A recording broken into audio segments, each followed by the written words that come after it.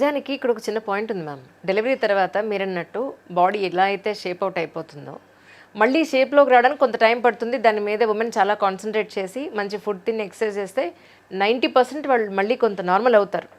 అవ్వకుండా ఉండదు అనేది కాదు, వీళ్ళు ఎఫర్ట్ పెట్టరు చాలామంది. ఎగ్జాక్ట్లీ కన్సిస్టెన్సీ ఉండదు. ఎగ్జాక్ట్లీ. సో ఈ లోపుగా ఏంటి, హస్బెండ్ నుంచి ప్రెజర్ ఉంటుంది. అగో నువ్వు అలా లేవు, అప్పట్లా లేవు, ఇలా అయిపోయావు చూడు. వాళ్ళకి కూడా బాణపట్లు వస్తాయిగా. సో కానీ లేడీ అందంగా ఉండాలి కదా ఇక్కడ. Very good. మన సొసైటీ అంటే అమ్మాయికి అందం, అబ్బాయికి అందం ఎందుకు? నేనైతే నారా ఓపీలో వచ్చిన మెన్ని కూడా బాడీ షేపింగ్ చేస్తాను ఫస్ట్ ఆ పొట్ట తగ్గించనేసి. Exactly. So you should be equal. Exactly equal towards women and men when it comes to health. So ఆ పొట్ట మంచిది కాదు, ఈ వెయిట్ మంచిది కాదు. అవును. అండ్ నిజంగా ఎడ్యుకేషన్ సిస్టమ్ మనం మార్చాలి. ట్రూ. ఎందుకంటే ఎడ్యుకేషన్ సిస్టంలో ఏం చెప్తున్నారు, ఎందుకు చెప్తున్నారు అసలు ఏం తెలియట్లా. బతుకు పనికొచ్చే పాయింట్ ఏమీ లేదు అసలు. They have no life skills. కొన్ని ఎడ్యుకేషనల్ సిస్టమ్స్ ఉన్నాయి లైక్ వాల్డ్రాఫ్ అండ్ ఐబీ, కొన్ని సిస్టమ్స్ ఉన్నాయి. అందులో life skills, research, analysis, analytics ఇవి చెప్తారు. సో దట్ రీజనింగ్ ఉండాలి దేనికైనా. రీజన్ లేకుండా చేసి లాభం ఏంటి? True. So main stream education has to change. Correct. Women have to perceive things the right way. నీకు ఏం దారి కావాలో నువ్వు ఆ దారి తీసుకో, కానీ ఎండ్ పాయింట్ ఏంటో నీకు తెలియాలి. మధ్యలో డైవర్ట్ అవుతానంటే ఎలా? True. And main stream is always main stream. Correct. Diversion is always a diversion. And చాలా మెంటల్ హెల్త్ ఇష్యూస్ ఉంటాయండి. అవును. Whoever is not in the main stream they have higher level of mental issues. అవును. Those who are in the mainstream, they might not have mental issues, but they will have all the pressures of the system. ఒక సిస్టంలో ఉన్న pressures ఉంటాయి కదా. ఈరోజు టైంకి food ready చేయాలి, ఇలా అన్నీ రెడీ పెట్టుకోవాలి, లేకపోతే నేను ఆఫీస్కి వెళ్ళాలి, లేట్ అయిపోతుంది, పండగ వస్తుంది, ఇది చేసుకోవాలి, అది చేసుకోవాలి, అది కొనుక్కోవాలి. ఇవి వేరు. అక్కడ ఉన్న లోన్లీనెస్, డిప్రెషన్, ఆ ప్రెషర్స్ వేరు. సో ఎవరికైనా చాయిస్ ఉంటుంది. నీ లైఫ్ని అద్భుతంగా చేసుకుంటావా, లేకపోతే బాధలు భరించుకుంటూనే వెళ్తావా, లేకపోతే బాడీని హింసిస్తావా, లేకపోతే ఆరోగ్యాన్నే ప్రధానంగా చూసుకుంటావా అనేది చాలా decision is there in their hands. And ఏదైనా కానీ నీ నోట్లోకి ఏం వెళ్తుంది అనేది ఆలోచించాలి. అది చాలా ఇంపార్టెంట్. ఒక పద్ధతి లేకుండా ఫుడ్ తిన్నా, ఎప్పుడు చూడు వేరే వాళ్ళ మీద పని వదిలేసేసేసి నువ్వు పని చేయకుండా ఉన్నా నీకు రావాల్సిన స్థూలకాయం తప్పదు, రావాల్సిన అనారోగ్యం తప్పదు. And pregnancy never never is responsible for your body. నేను ముగ్గురిని కన్నాను. నేను 20 సంవత్సరాల ముందు ఎలా ఉన్నాను, ఇప్పుడు కూడా అలాగే ఉన్నాను. పని చేసుకోవాలి, పనిలోనే మనం సుఖంగా ఉండాలి. Adequate food, adequate work.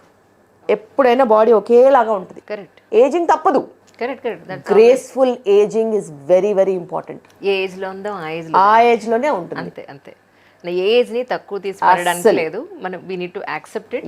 Ultimately ఏ స్థాయిలో, ఏ ఏజ్లో ఉండే ఆ గౌరవాన్ని మనం నిలబెట్టుకుంటూ వెళ్ళిపోతే అంతకు మించి ఏముండదు. యాక్చువల్లీ మీ ఉద్దేశ ప్రకారం మెనోపాజ్ని మనం పోస్ట్పోన్ చేసుకోవచ్చా ఒక 5 years 10 years పాటు? హౌ ఈజ్ ఇట్ పాసిబుల్ అండి? బేసిక్గా ఇప్పుడు మనకి 2 సమస్యలు ఉన్నాయి. ఒకటి ఆల్రెడీ మెనోపాజ్తో బాధపడుతున్న వాళ్ళు, లైక్ 60 years 65 years ఉన్నవాళ్ళు. మెనోపాజ్ అప్పుడు వాళ్ళకి పెద్ద సపోర్ట్ ఏం లేదు కదా. సో హార్మోన్స్ అన్ని తగ్గిపోయి వాళ్ళకి ఏజింగ్ ఫాస్ట్గా వచ్చేసేసి బోన్ పెయిన్స్ అట్లా. So lack of awareness and they are suffering. Correct. Age related suffering వచ్చేసింది. ఇప్పుడు సెకండ్ ఇన్ లైన్ ఇప్పుడు 40s ఉన్నవాళ్ళు అవేర్నెస్ ఉంది, but they are suffering with obesity, lifestyle problems, peer pressure, ఏదో రకంగా ఉండాలి, అలాగో ఉండాలి అనుకుంటూ వాళ్ళు.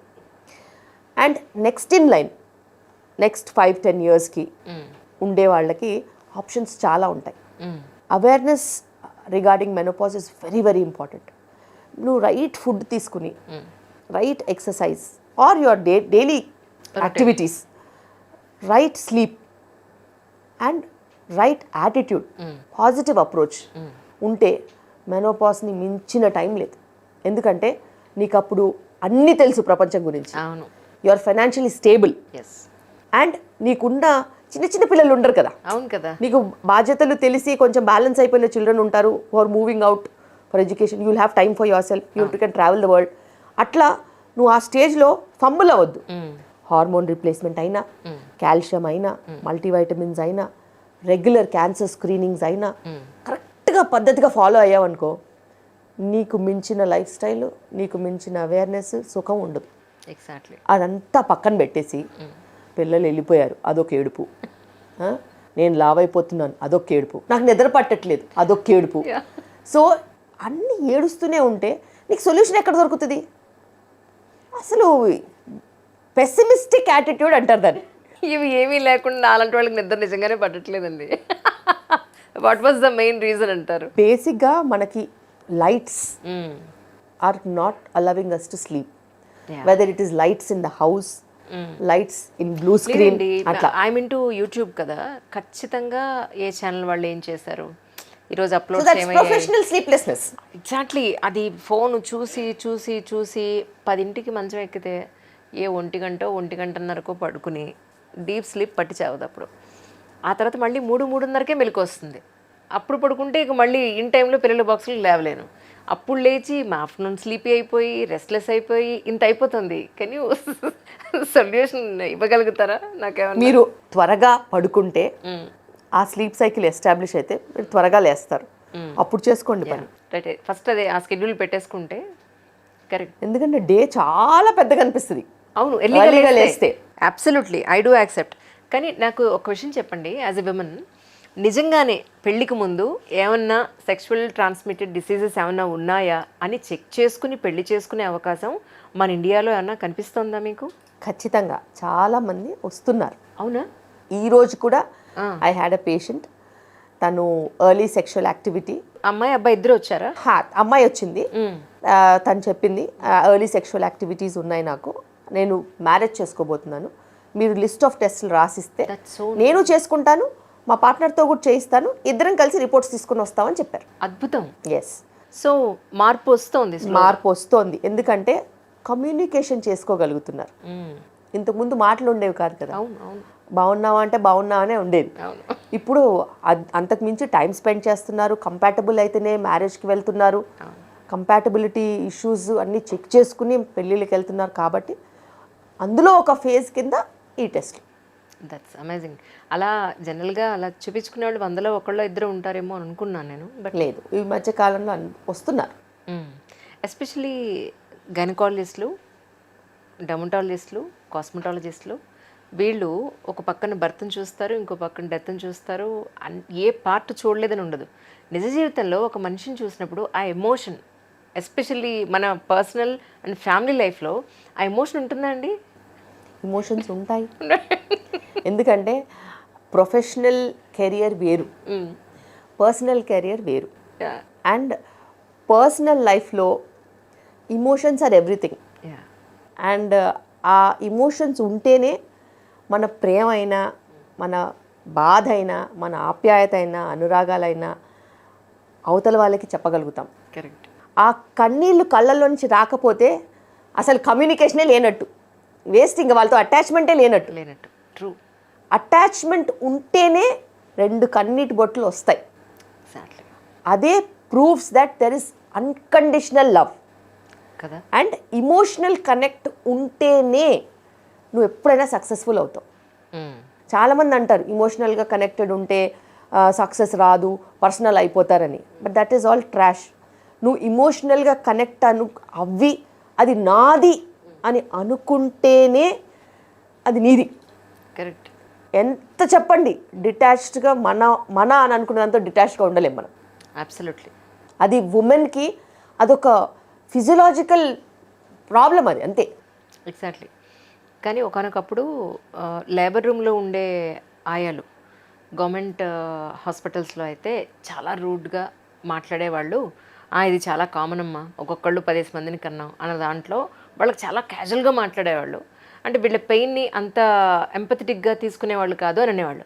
ఇప్పుడేమన్నా ఆ పరిస్థితి మారిందా అండి? బేసిక్గా ఎప్పుడైనా కానీ మనకి వాల్యూమ్ ఆఫ్ పేషెంట్స్ వచ్చారనుకోండి. ఎగ్జాక్ట్లీ.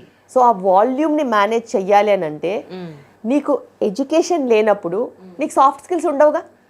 ట్రూ. సో నీకు సాఫ్ట్ స్కిల్స్ లేనప్పుడు నువ్వు బాగా అందంగా ఎలా మాట్లాడతావు? నువ్వు ఎక్కడి నుంచి వచ్చావో అలాగే మాట్లాడతావు. ఎగ్జాక్ట్లీ. సో వాళ్ళకి తెలిసింది వాళ్ళు చేస్తారు. కరెక్ట్. ఎప్పుడైనా కానీ మనకి క్లాస్ ఫ్లోర్ ఎంప్లాయీస్ అయినా కూడా ఇప్పుడు మేము హాస్పిటల్స్లో తీసుకుంటాం, మా దగ్గర స్టాఫ్ ఉంటారు కదా, వాళ్ళకి వాళ్ళ సాఫ్ట్ స్కిల్స్ ట్రైనింగ్ ఉంటుంది కదా. రైట్. పొలైట్గా ఉండడం నేర్పిస్తాము. అవునా అమ్మ, సరే అమ్మ, నేను చూసుకుంటానమ్మా, బాధపడొద్దు, నొప్పికి తగ్గిపోతుంది, కాళ్ళు నొక్కమంటావా, కొంచెం ఏదైనా హాట్ వాటర్ బ్యాగ్ తీసుకురమ్మంటావా, బెడ్ ప్యాన్ పెట్టమంటారా, ఇలా. సో సాఫ్ట్ స్కిల్ ట్రైనింగ్ అయితే ఖచ్చితంగా వాళ్ళు పద్ధతిగానే మాట్లాడతారు, ఎవ్వరూ ర్యాష్గా మాట్లాడరు. బట్ వచ్చే ఎన్వైరన్మెంట్ బట్టి కూడా ఉంటుంది, and correct place of work బట్టి కూడా ఉంటుంది.